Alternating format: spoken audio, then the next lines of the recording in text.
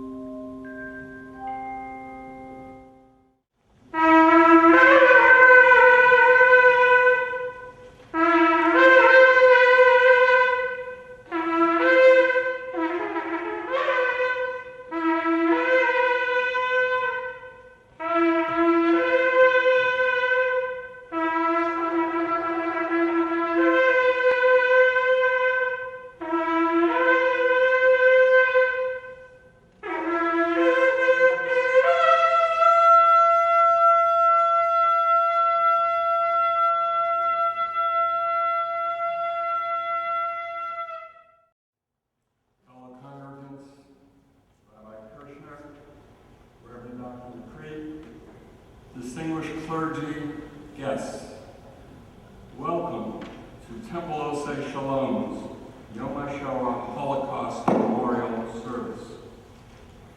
This evening's program could not be possible without the effort of so many who have contributed their time and talent to coordinate and create this memorial service. I applaud and sincerely thank you all for your efforts. Thank you. Yom HaShoah, or a Holocaust Memorial Service, was inaugurated in 1951, anchored into law, and signed by then Prime Minister of Israel, David Ben-Gurion. Jewish communities worldwide hold a solemn ceremony on this day to remember the 6 million of our brethren who lost their lives during this atrocity. Once again, we are collecting shoes for Bluffton Self-Help to commemorate those who not only lost their lives, their shoes I mean, but their lives as they entered the crematoriums. This is the 4th year that our temple has conducted this collection program. Tonight, here in Bluffton, South Carolina, we will not only pay tribute to those who perished during the Holocaust, but we will attempt to identify the warning signs that preceded this event and reflect on what actions we must undertake to prevent it from ever happening again. 75 years ago, momentous changes were occurring in Central Europe. Few understood the historic significance of the time. Fewer still saw these events as omens of what would become one of humanity's darkest hours. Allow me to put some of those events into perspective. By 1938, the Nazis had been in power for 5 years. They systematically removed Jews from public life. They stripped them of their rights as citizens.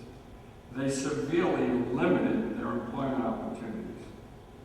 In that pivotal year, the year before Germany invaded Poland and ignited World War II, the treatment of Jews took a dramatic turn for the worse. With the German Reich's annexation of Austria in March and its incorporation of the Czech border areas, tens of thousands of Jews were arrested, imprisoned, or packed off to concentration camps. The nations of the world failed to react at the Munich conference that year. Jews under Nazi rule were forced to wear yellow badges. They had become targets of intense persecution, humiliation, and violence. Many were desperate to flee, but no country would take them. President Franklin Roosevelt proposed an international conference at Evian, France, to resolve the worsening refugee crisis. The nations invited were reassured that no country would be expected to receive a greater number of immigrants than is permitted by existing legislation. Despite the obvious moral imperative, most Western countries did not deem it in their best interest to open their borders to the persecuted Jews. The Great Depression had caused their economies to suffer, and they struggled with high unemployment rates. They were ill-disposed to admit people into their countries that would compete for jobs and probably add to welfare rolls. In addition to the economic, racist, isolationist, and anti-Semitic attitudes prevailed, the Evian Conference was an absolute failure. The Jews were trapped with no place to go. Then, on November 9th, came Kristallnacht. A wave of violence unleashed by the Nazis resulted in the death of hundreds of Jews, the systematic destruction of synagogues and many Jewish-owned businesses, and the arrest of some 30,000 Jewish men, most of whom were subsequently transferred from local prisons to the Dachau, Buchenwald, and other concentration camps.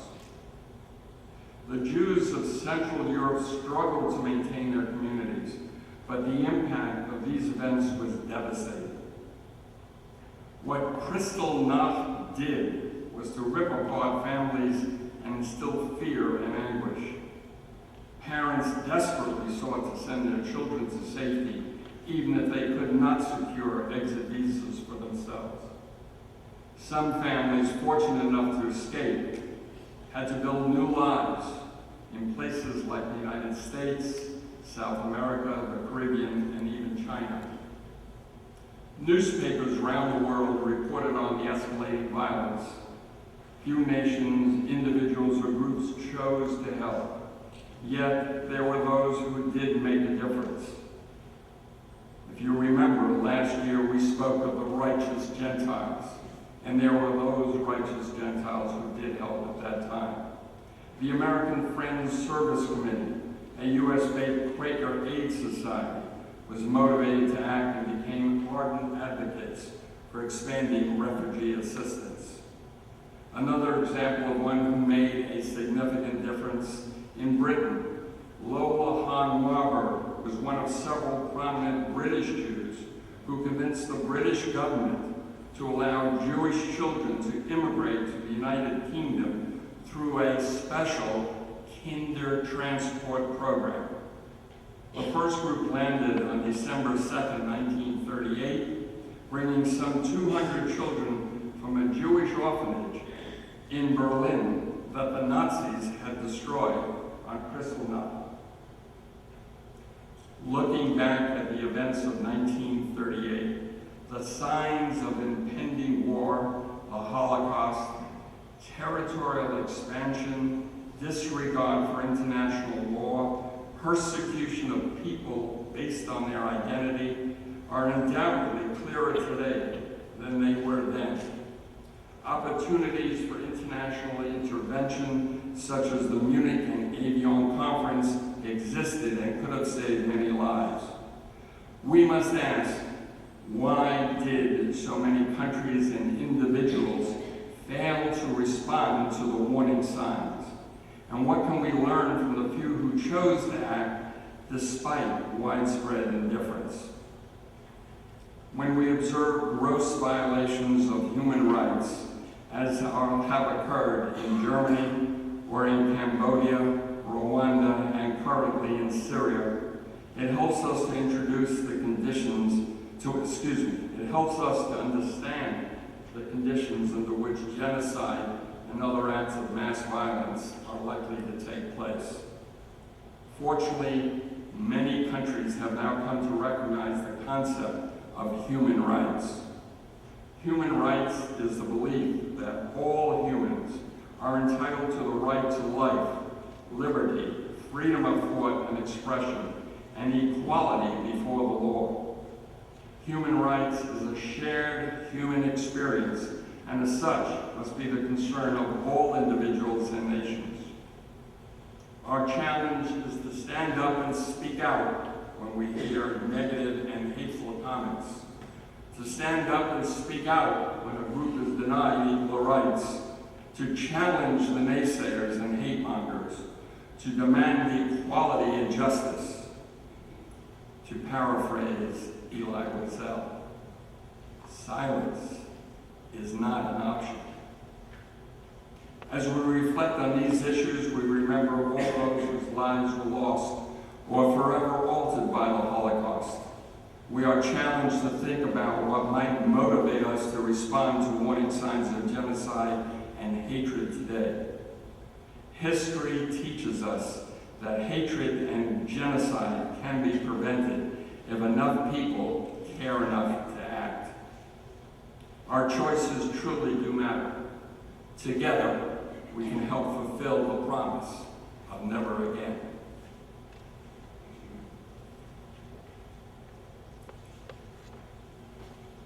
Almost 70 years ago, the Nazi concentration camps were liberated, and the Holocaust that claimed millions of lives came to an end.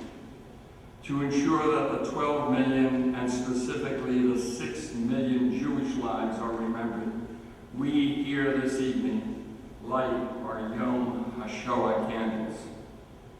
As the years pass, the memories of those who fell victim to the ultimate hate crime must not diminish. As we light each candle, it will perpetuate their memory, honor the righteous people that risked their lives, give us pause to reflect on the warning signs that led to this atrocity, and perpetuate our commitment to our own people.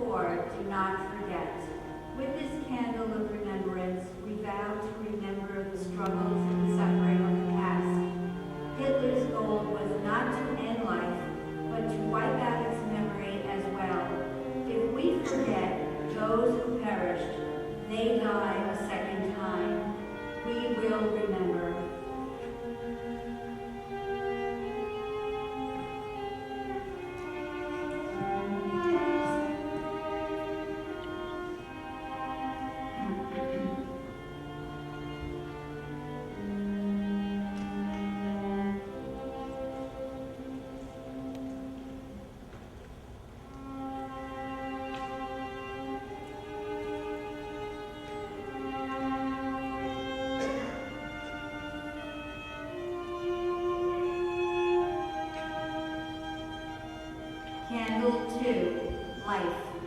I set before you today life and death, blessing and curse. Therefore, choose life. With this candle of life, we vow to make the choice to live. As we remember the tyrants and peoples who would make of life a curse, so may we strive to make of a blessing. We choose life.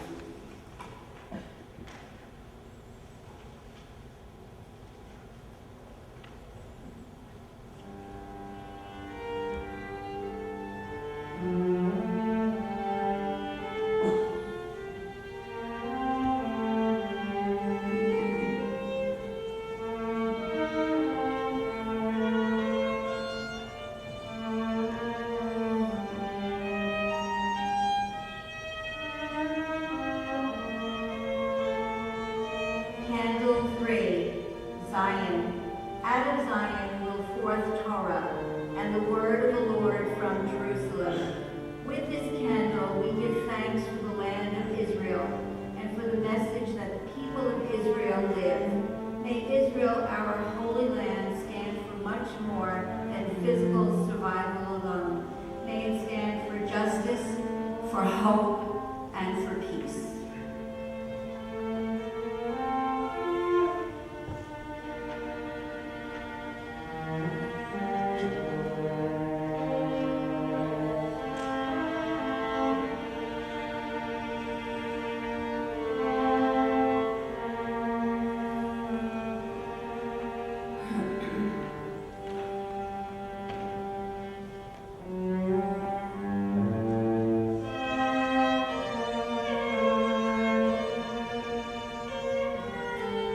Candle 4, Torah. I give you good teaching, forsake not my Torah.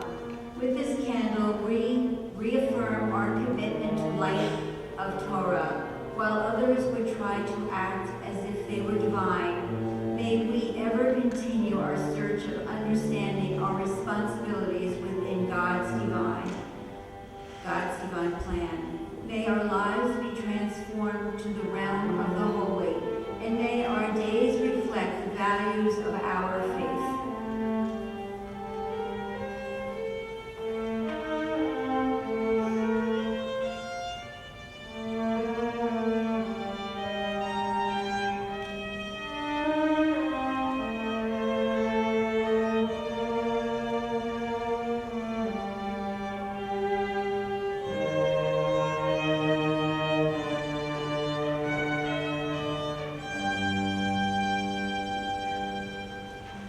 Candle 5, Justice. Let justice roll down like water, and righteousness like a mighty stream. Nations, like individuals, may be good or bad.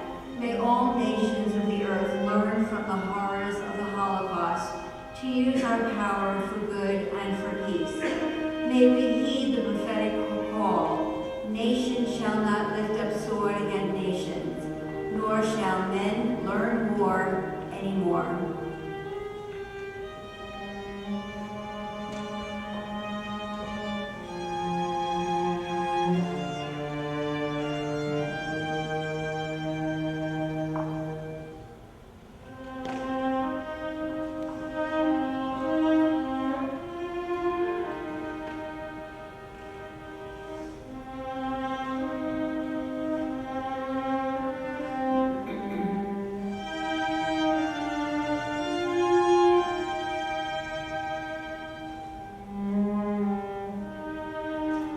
Candle 6, Faith.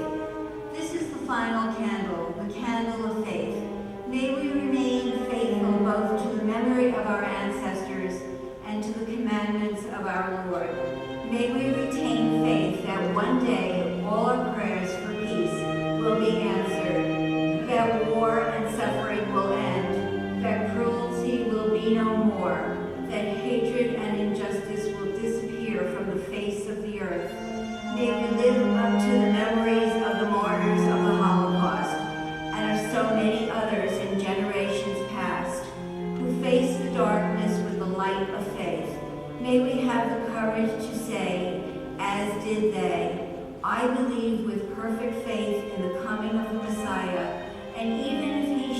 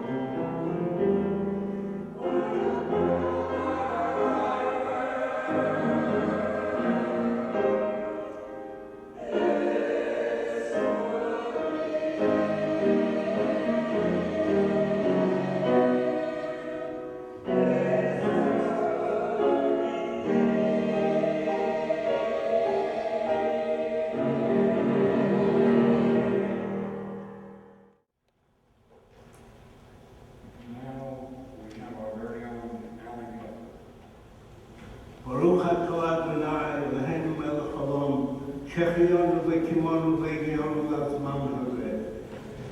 God Almighty, Creator of the world, who protected me in my hours of my great need and sustained me over the years, and privileged me to address this illustrious audience tonight. Rabbi Krishna, President Katz, dear friends and honored guests, it's a distinct honor and privilege to address you tonight in Yiddish, the mother tongue of the parish million, and in English. Es ist mir große Ehre, euch wieder zu begrüßen, die in jüdische Sprache, die Mameluschen von dem umgekommenen jüdischen Volk, steht mit der traurigen Hart als ein Eides zu der großen Tragödie, durch barbarische Vernichtung auf unschuldige Kinder, Brüder, Schwestern, Bubbes, Mames und hundertjährige Tradition und Kultur, Dichter, Schreiber, Philosophen, Wissenschaftler, aber es existiert nicht mehr. Es ist übergriffig, ein Volk auf Wissenschaft und Kultur, das deutsche Volk, eine Regierung gewidmet zu der Vernichtung auf dem jüdischen Volk. Heint und unser Team ist never again, nicht mehr. Heint bedenken wir die Widmet zu den Helden von dem Warschauer Ghetto, die Helden auf Treblinka, was vernichtete den Deutenkampf Treblinka. Ein Handelskämpfer mit dem Führer Mordechai Levitsch, das Primitivgewehr, angefremdet die mächtige deutsche Armee für 3 Wochen und umgekommen in die brennende Häuser auf die Ghetto.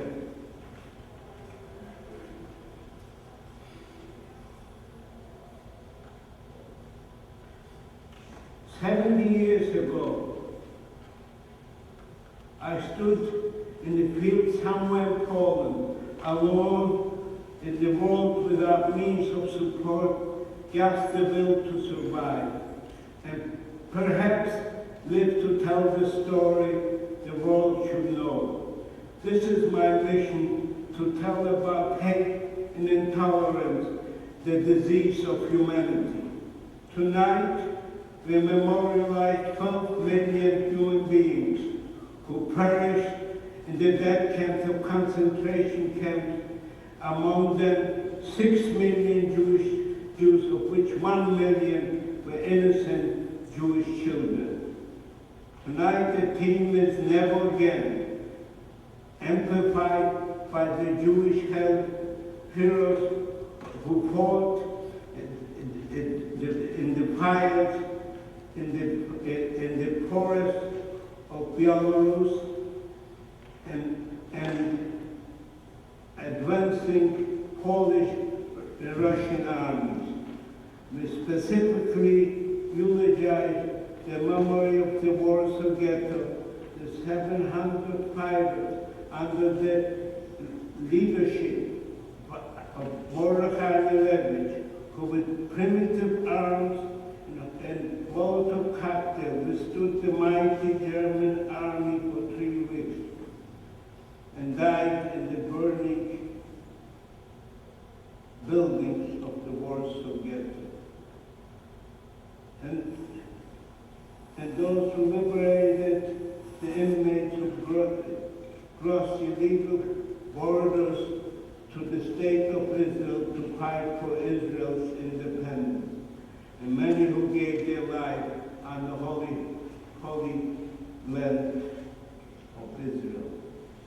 It is necessary to educate the future generation why Holocaust deniers continues spring up all over the world. This is where liberators and Auschwitz survivors and Buchenwald survivors are still alive.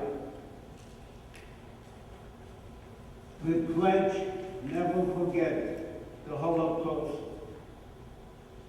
Am Yisrael Chai, we, the Jewish people in the state of Israel, for this live forever. It is now my pleasure to introduce Bartel. The Lord reached up and touched the lips of Jeremiah. And then as dark clouds of Babylonian oppression blew towards Judah, the prophet spoke. Hear this, you foolish people. You who have eyes but do not see it. You who have ears but do not hear. Jeremiah's call to ancient Judah was to heed the signs. And his call speaks just as directly to our world today, as reflected in 3 personal stories. In his memoirs, Elie Wiesel recalls March 19, 1944. He says, I was in services. We had just celebrated a joyous Purim, and suddenly a man burst through the door, interrupting the service. Have you heard the news? No. Are you deaf? The Germans have crossed the border. They're occupying the country. Heavy silence fell upon the congregation. But what does this mean? Just that the front is getting closer, somebody say. And that the war will soon be over, added another. My father went out in search of news, but the outleaders of the community knew no more than he did. No one in Shaget suspected that our fate had already been sealed. The time we heard rumors from large cities, small villages.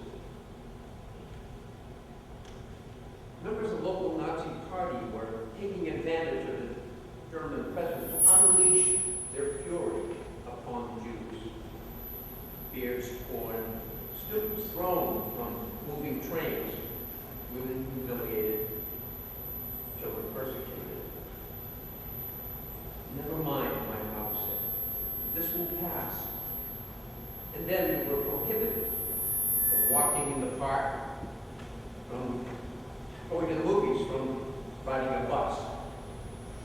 And then at Passover, a decree was issued, closing the synagogues.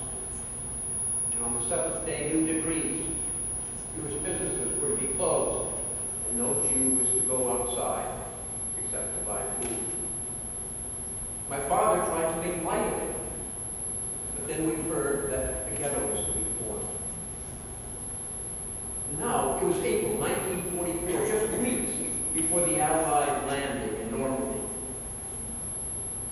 But no Jew in Shaget had been informed of the ramifications of the final solution.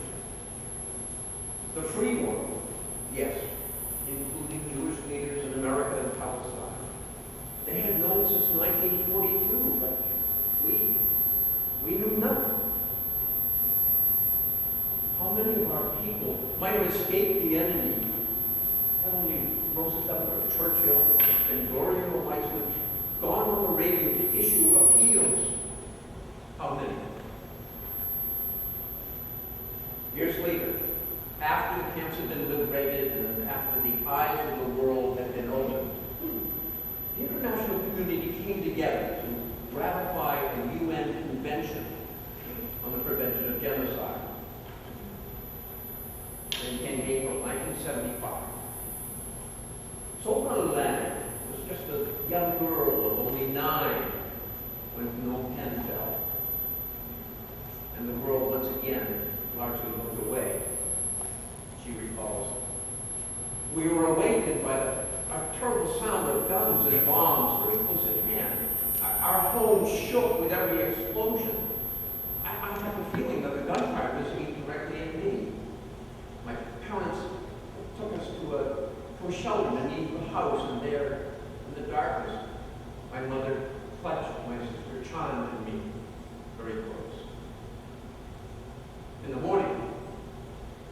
Jewish were everywhere, marching, waving their flags, celebrating their conquest of the capital.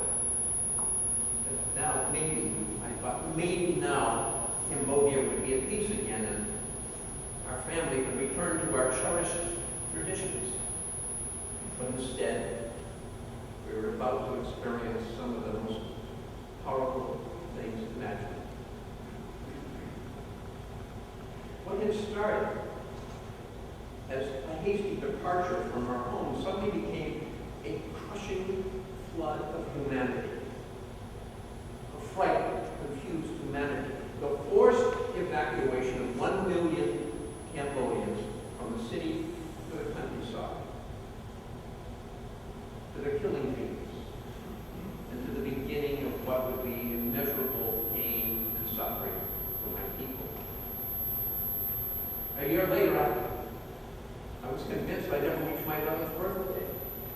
My mother had been torn away from me, and I had been assigned to a faraway work camp. My heart broken, and I almost lost my will to live. And the next 3 years brought disease, starvation, and death to Cambodia. I got sicker day by day. At last I was skin and bones. First, my vision failed, and then my legs, and yellow hepatitis. I was ready to die. Except for one thing, my greatest fear, that I would die without my mother. May 1998. UN Secretary Kofi Annan stands before the Parliament of Rwanda and apologizes. He says, 4 years ago, Rwanda was swept by a horror which devastated entire communities and consumed entire families.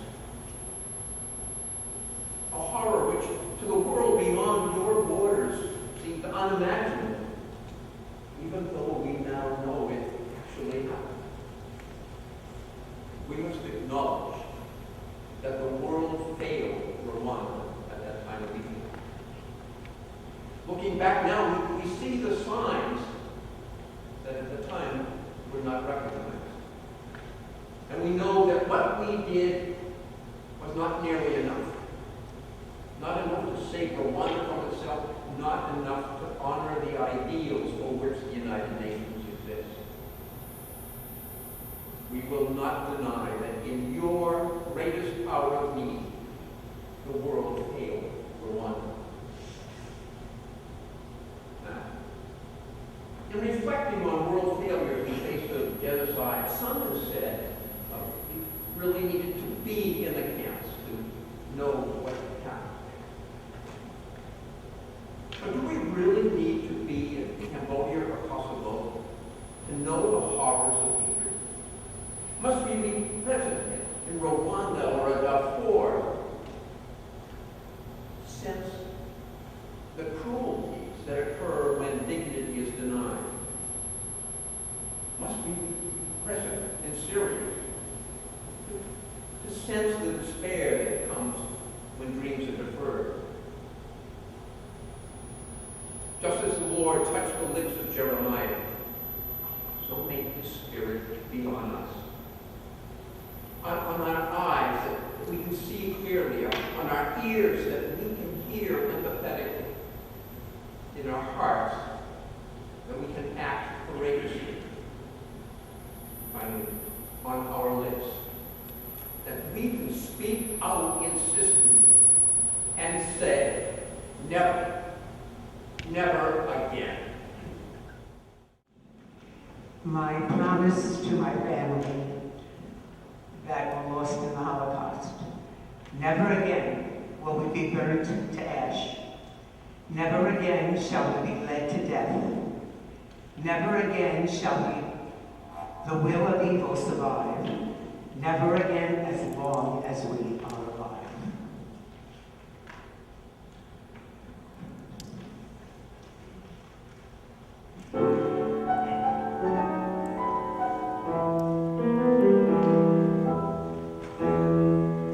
Oh, I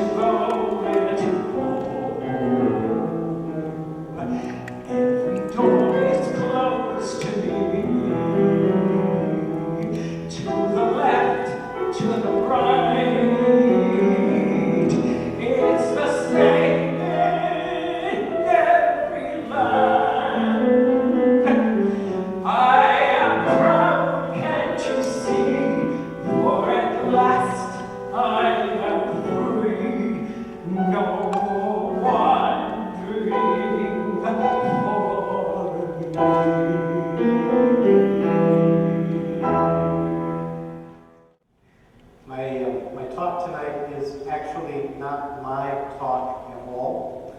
It's from a book which I found right after last year's Yom HaShoah service, and I marked it for use this year. The book is called Beyond Never Again, How the Holocaust Speaks to Us Today, and it's published by the Jewish Learning Institute, which is one of the long arms of Chabad Lubavitch.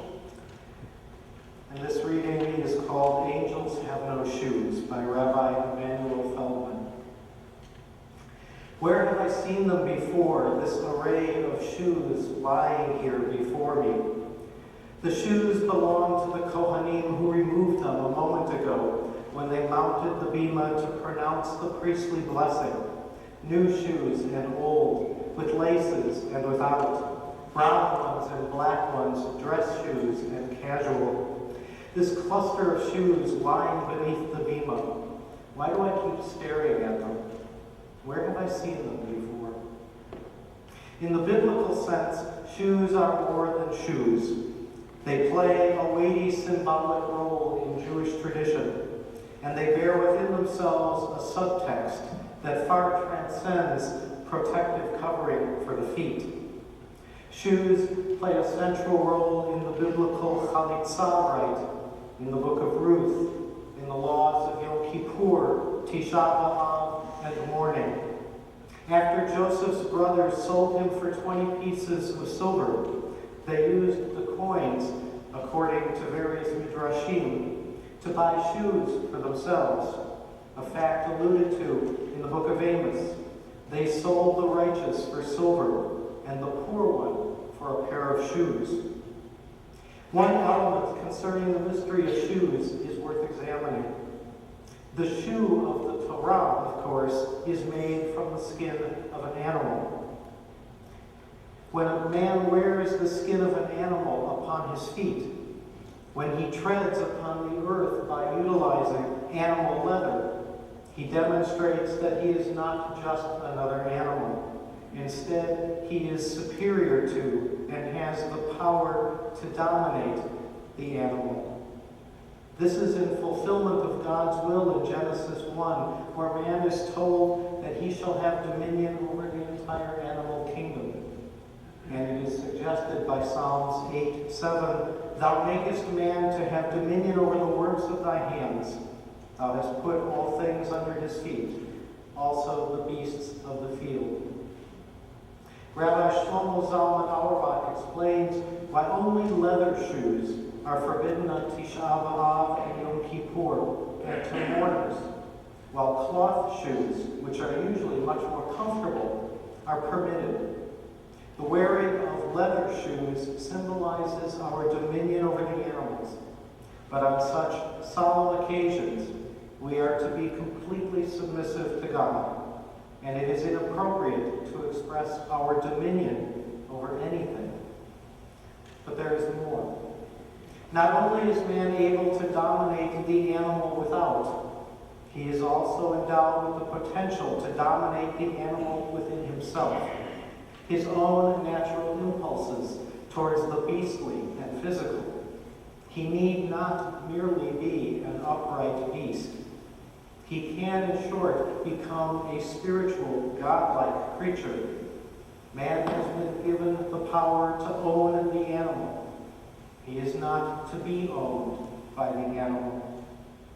In addition to demonstrating man's dominion over the beast, the animal skin on man's feet separates him from the earth.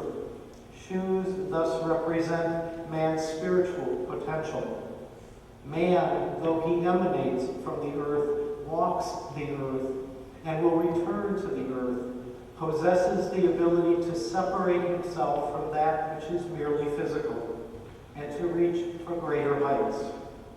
An angel, bearer of spirituality, does not wear shoes, nor does a beast, embodiment of animality. Only man, who can become either an angel or a beast, wears shoes in the hope that he will choose the former and not the latter. Why then are the shoes removed when one finds oneself on sacred ground, when one stands in the presence of God? Sacred ground means that the earth, in this particular enclosure, has lost its physicality and has itself become holy.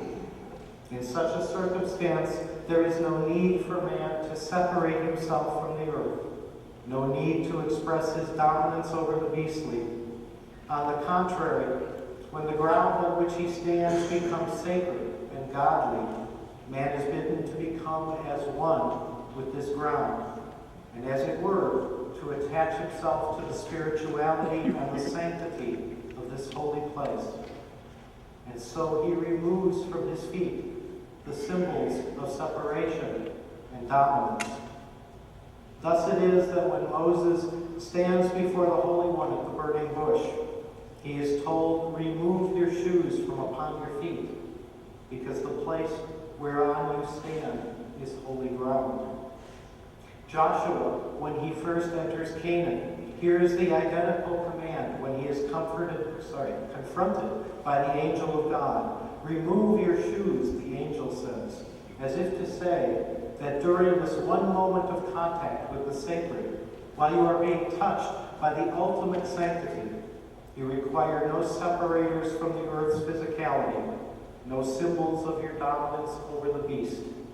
For now, the very physicality and animality of the earth has been transmogrified into the spiritual. Since one goes shoeless on holy ground, the ancient Kohanim went barefoot as they performed the sacrificial service in the holy temple. Their descendants, today's Kohanim, also remove their shoes before mounting the bima to bless Israel.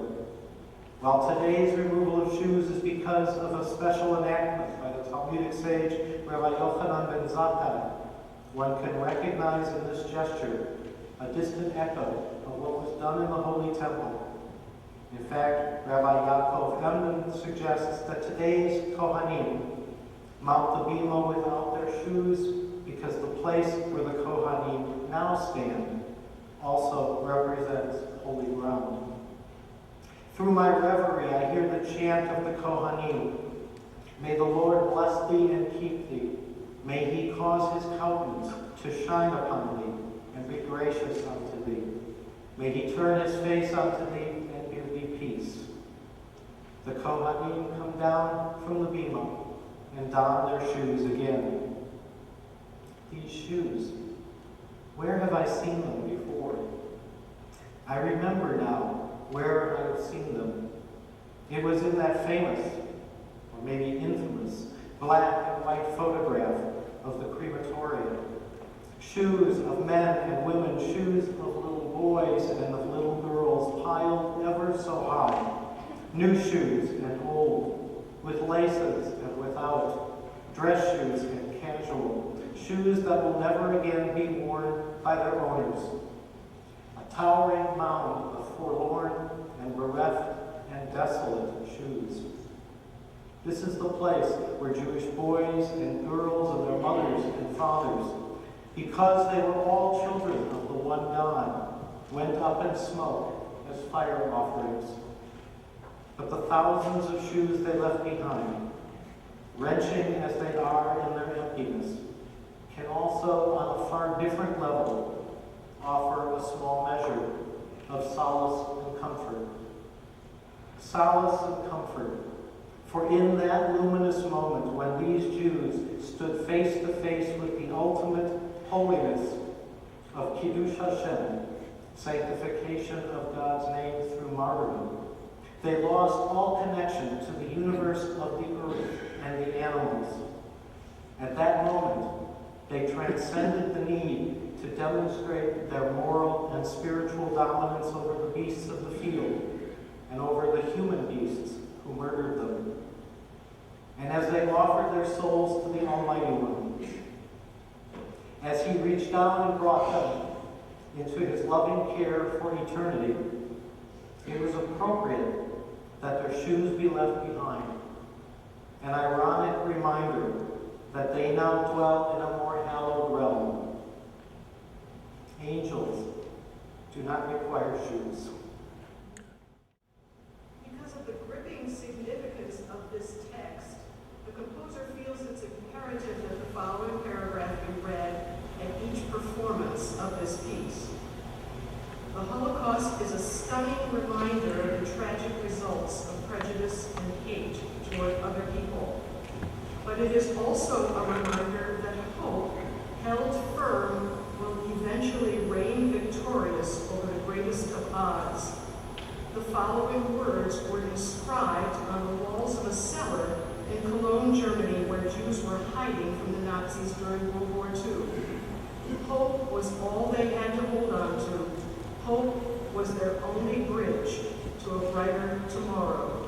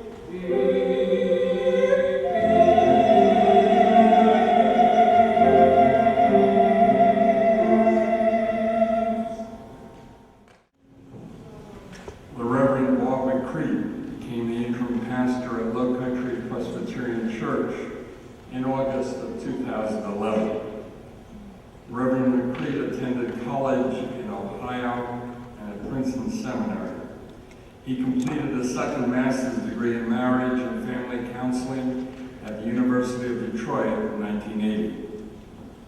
In 2000, he received a Doctor of Ministry degree from the Ecumenical Theological Seminary in Detroit in the area of spirituality. Dr. McCreed has previously served Presbyterian churches in Florida, Michigan, and Ohio. He is married. His wife, Marianne, is a child therapist. They have 2 adult daughters and several grandchildren. It is my distinct privilege to welcome Dr. McCreed.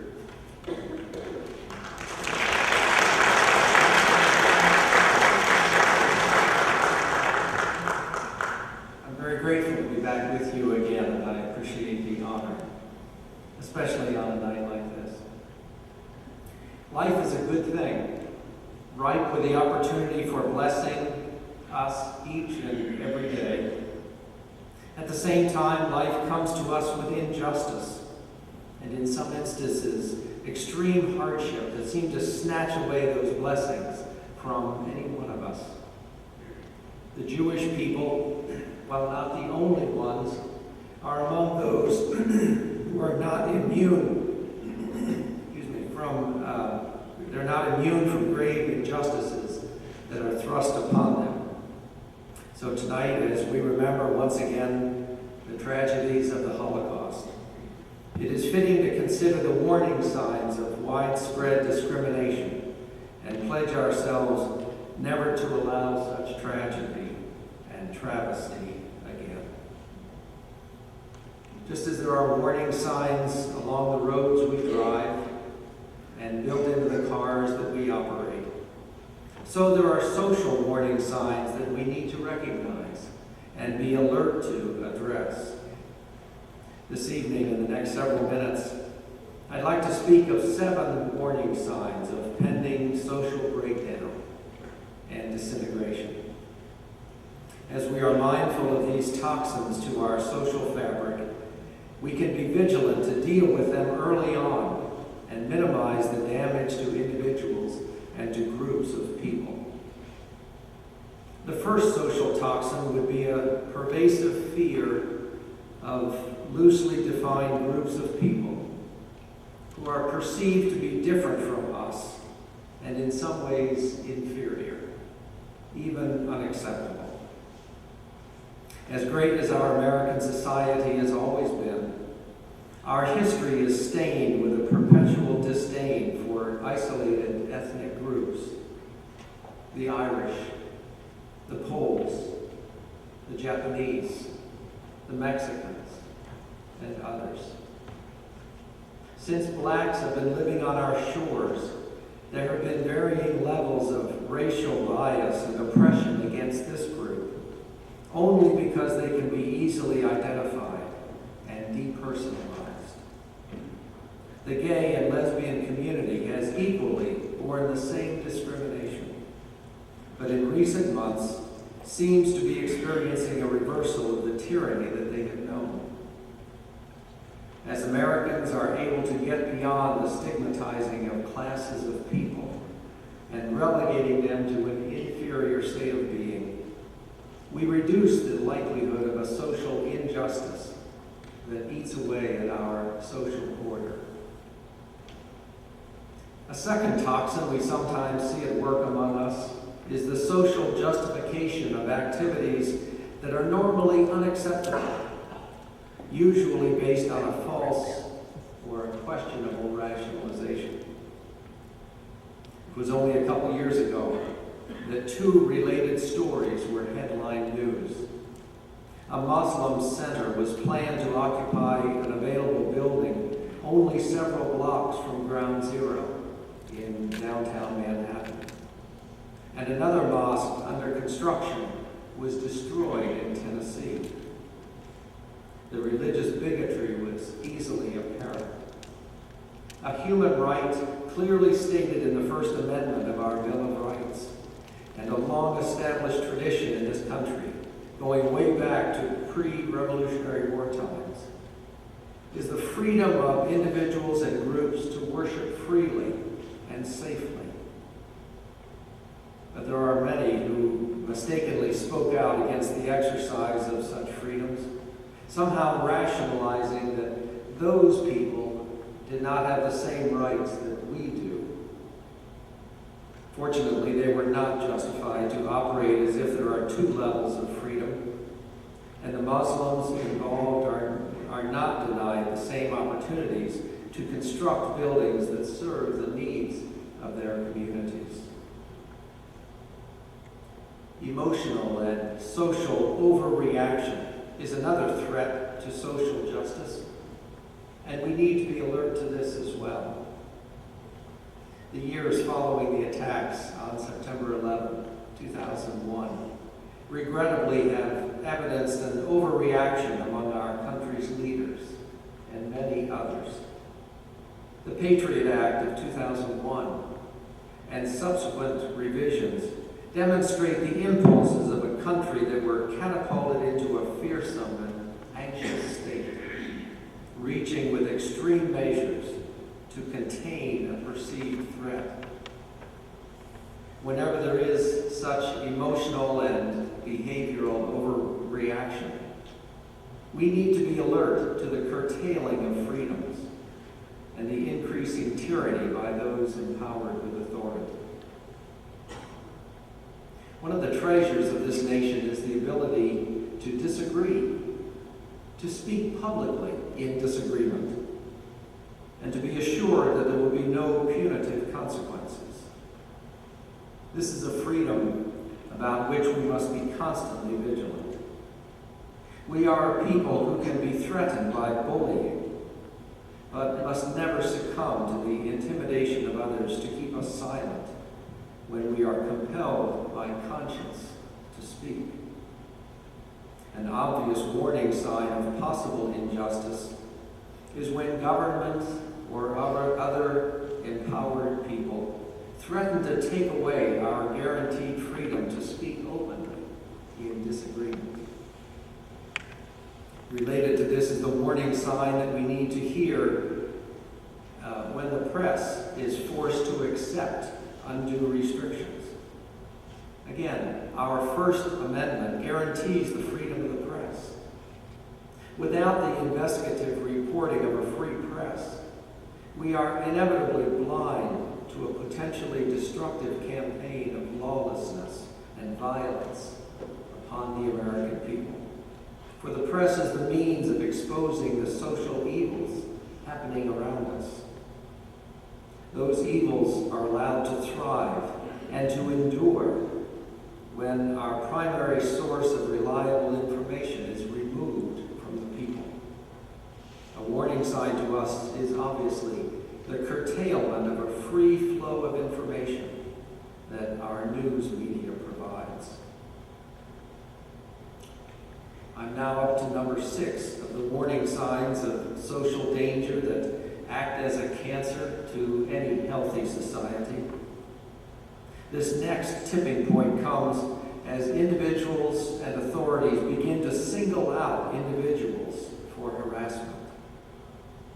2 recent incidences come to mind. Several years ago, there was a male student at Rutgers University who quite unexpectedly was exposed by his dorm roommate as being gay. To the roommate, it was a fanciful thing to do, but to the gay student, it was horrendously painful and traumatizing. Within several days, he took his own life by jumping off a bridge in New York City. The second incident concerns the exposing of Valerie Plame in 2005, when the Bush administration took revenge upon her husband by revealing that Ms. Plame was an undercover agent for the federal government. Her career was destroyed, covert contacts were jeopardized, and the intelligence communities of our government were placed in an awkward position. Most importantly, the effects of an overreaching government revealed how a life can become imperiled when that person experiences the harassment of another. My final toxin that destroys individual lives freedoms of a strong society is a lack of accountability. When the ruling powers within a social order have the ability to hide behind a veil of secrecy, making decisions that are never subject to the review of others, then we become like a speeding car out of control. We've seen this in hindsight as information became available about the non-existent weapons of mass destruction in Iraq and the subsequent unbridled torture of so many so-called enemy combatants. A government that rules under the cover of darkness is no respecter of the freedoms that humans need to thrive. That is my list of social signs that threaten individuals and groups, depriving them of life, of liberty, of the pursuit of happiness that are the pillars of our American way of life. For the sake of a quick review, they are: 1, a fear and a mistreatment of others who are different. 2, the accepting of normally unacceptable activities as justifiable. 3, the emotional and behavioral overreaction. 4, the intimidation and stifling of dissent. 5, the restricting of a free press. 6, the singling out of individuals and groups for harassment. And 7, becoming unaccountable to the people who are served. Each of these dynamics contributes to the erosion of a society which fully honors people and serves the common good. Let us be always aware and vigilant to heed the warning signs. This prayer is the only rachman usually said at the graveside.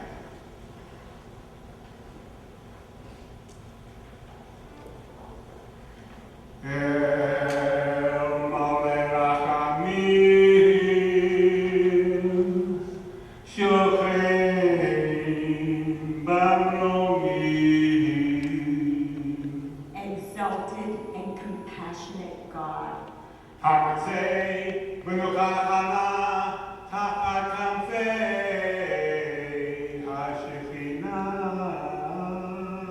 grant perfect peace within the shelter of your divine presence.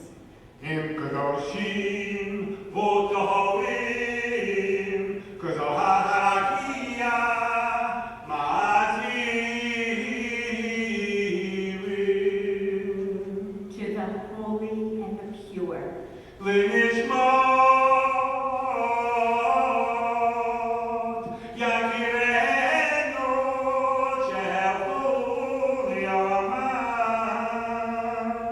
to the souls of all our beloved who have gone to their eternal home.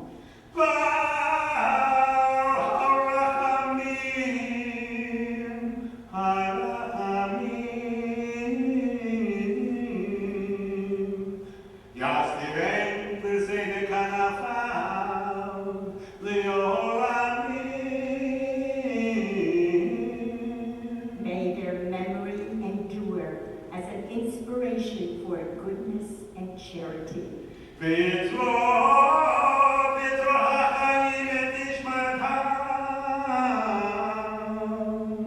their souls share the bond of eternal life.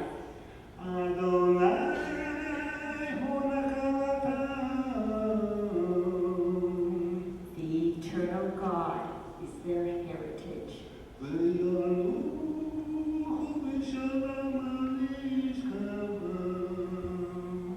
May they rest